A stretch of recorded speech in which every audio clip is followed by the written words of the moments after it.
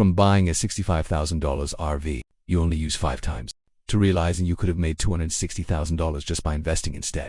These are 12 investments that are keeping you poor. It feels smart. Only $19.99 for a new outfit. Total steal. But fast fashion is one of the fastest ways to turn your money into closet clutter. Here's the pull. It's cheap, trendy, and everywhere. One scroll through TikTok or Instagram and you're convinced that you need that neon cargo jumpsuit because everyone's wearing it this week. The reality: most fast fashion loses all resale value the second you remove the tag. And often, it doesn't even survive 5 washes, according to the Environmental Protection Agency. Americans throw away over 11 million tons of textile waste each year. Most of it, fast fashion. Take Emma, a college student who bought a new outfit every week for content. She thought it was a business move, until she added up her spending. Over $2,800 in 6 months, and she couldn't resell any of it. It was like lighting my paycheck on fire, she said. Wealthier consumers, they buy fewer pieces, higher quality, timeless, and think minimalist wardrobes that grow in value with time and style. If Emma had invested that $2,800 into an index fund just 1 year ago, she'd already be up around 20%. And still have something to wear. Comment below if your closet has at least one "what was I thinking" item. You finally moved out, you want your place to look grown up, so you drop $4,000 at a showroom and walk out thinking, this is an investment in my space. Here's the kicker. Furniture loses 20 to 30% of its value the second it's delivered. Even luxury brands are used once they enter your home. And good luck reselling that velvet sectional after your cart discovers it. Why does this happen? Trends change fast. The mid-century modern craze today is tomorrow's garage sale theme. On top of that, mass-produced furniture often lacks durability, meaning it doesn't even last a decade. Case in point, Marcus spent $7,200 furnishing his condo right after a job promotion. 5 years later, he tried to sell everything before moving to a new city. Final total earned on Facebook Marketplace, $740. That's a 90% drop. They're financially savvy. They look for used high-quality solid wood pieces, often handmade, often cheaper, often lasting generations. That's $7,200 invested instead of spent. We're just warming up. The biggest financial heartbreak, that's still coming. You tell yourself, this blender is going to change my life. And maybe it does. For 3 smoothies. We've all been there. Buying a $900 espresso machine, a $400 air fryer with 12 settings, or a smart fridge that tells you you're out of oat milk. It feels like a healthy, adult decision. Like a Michelin star lifestyle is just one gadget away. But here's the brutal truth. High-end kitchen gear rarely holds value, and even more rarely gets used. According to appliance industry data, the average person uses a specialty kitchen appliance just 3 times before it's forgotten. Like Laura, a self-proclaimed home chef who spent $3,500 on top-tier appliances during lockdown. She ended up using most of them as storage. I literally kept bread in the dehydrator, she admitted. People who build real wealth, they buy tools based on need, not fantasy. A basic blender, a reliable stove, and a sharp knife will outperform a kitchen full of unused gadgets. And if Laura had put that $3,500 into her Roth IRA instead of her gadget graveyard, she'd be on track for nearly $28,000 in 20 years. If this one made you cringe, wait until we hit number 5. That one will shock you. At checkout, the pitch is smooth. Just $79 extra and you'll be protected for years. You hesitate, then nod. Better safe than sorry. But here's what most people don't realize. Extended warranties are one of the most profitable upsells in retail. For the seller, not for you. Best Buy, for example, makes more profit from warranties than from some actual products. Why? Because most warranties go unused. Either the product never breaks, the issue isn't covered, or the claim process is so complicated you give up. Like Kevin, who bought a $200 extended warranty on his $1,500 laptop. When the screen cracked, he was told accidental damage wasn't covered. I paid extra for peace of mind, he said, but ended up with just a broken screen and a lighter wallet. What do smart spenders do? They use credit cards that already offer purchase protection and put aside a self-insurance fund, money set aside for the rare cases something does go wrong.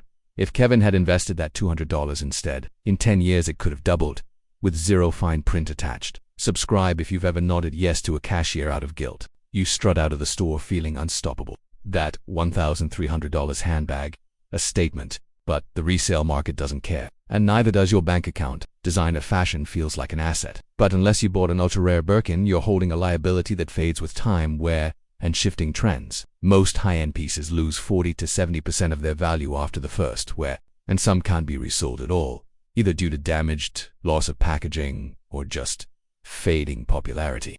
Jasmine bought a $980 pair of limited edition heels to celebrate herself. 2 months later, She tried to flip them on a resale app. Offer, $112. Apparently no one cares about red soles anymore, she joked. Meanwhile, wealthy dressers often go stealth. Think quality basics, timeless silhouettes, and second-hand deals. They look rich because they are rich, not because they're labeled head to toe. That $980 invested in an ETF 10 years ago, it would have grown to over $2,500 today. That's a lot of runway. It's not a watch, it's an investment piece. That's what the salesperson says, and you want to believe them. Here's the truth. 95% of luxury watches lose value. Only a tiny handful, like certain Rolex or Patek Philippe models, appreciate over time, and even then, timing the market is harder than it looks. Most buyers wear them, scratch them, and immediately kill the resale price.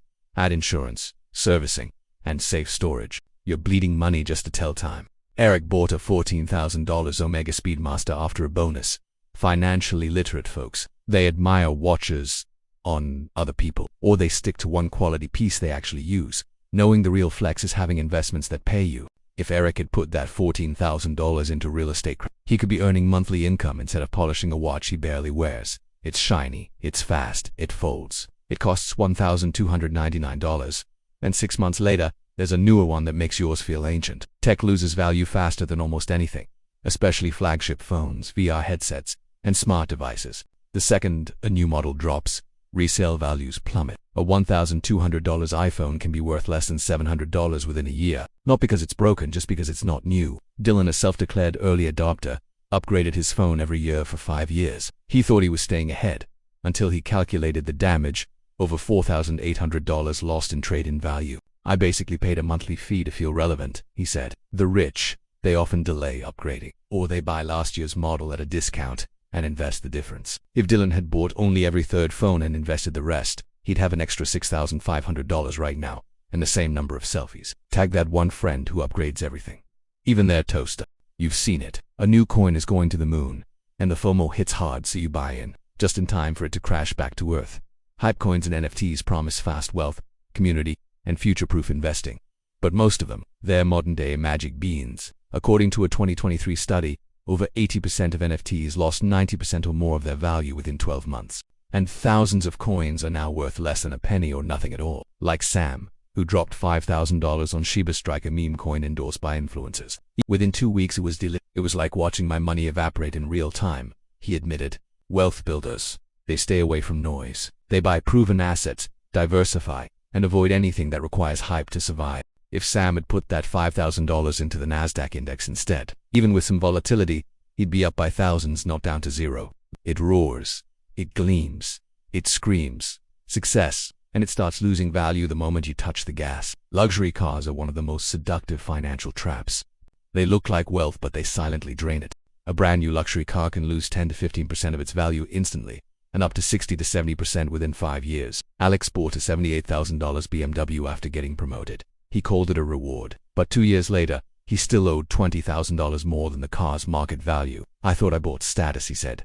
I really bought debt. Meanwhile, actual millionaires drive value-based cars, used, efficient, reliable. Think Toyota Camry or a 5-year-old Lexus.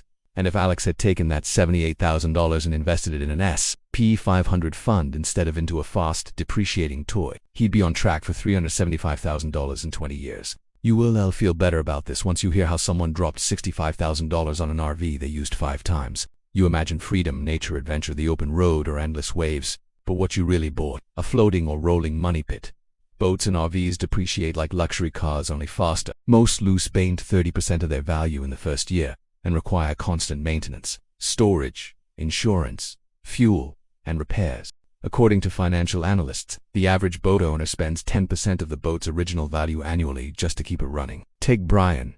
He bought a $65,000 RV during the pandemic to see America. 2 years later, he'd used it 5 times and owed more than it was worth. It felt like buying a second home, he said, but it acted more like a second mortgage with wheels. The wealthier rent luxury when needed. They don't tie up money in depreciating toys, they keep it working in the market. That's $65,000 invested over 15 years. Tag someone who thinks a boat is a personality. We're not judging, just calculating. It sounds like a dream. Own part of a luxury resort. Guaranteed vacation every year. Reality check. You're not buying real estate. You're buying ongoing obligations. Timeshares lose value immediately.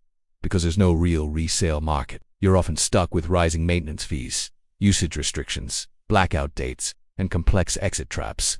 In fact, entire businesses exist solely to help people escape with their timeshare contracts. Maria and Tom bought a $22,000 timeshare in Hawaii. We thought it would save us money on vacations, they said. Within 3 years, the fees had doubled and booking was a nightmare. When they tried to sell it, brokers laughed. It's like trying to sell a used gym membership. One said, wealth-minded people, they rent flexibility, Airbnbs, hotels, last-minute deals, no strings, no stress, no sunset clauses. That $22,000 in a high-yield portfolio instead could have funded multiple vacations without the legal headaches. It's the best day of your life. But for many, it's also the start of years of debt. The average wedding in the US now costs over $30,000 more than a down payment on a house. Couples often feel pressure to deliver a magical experience for family, for friends, for social media, but the financial aftermath can be brutal.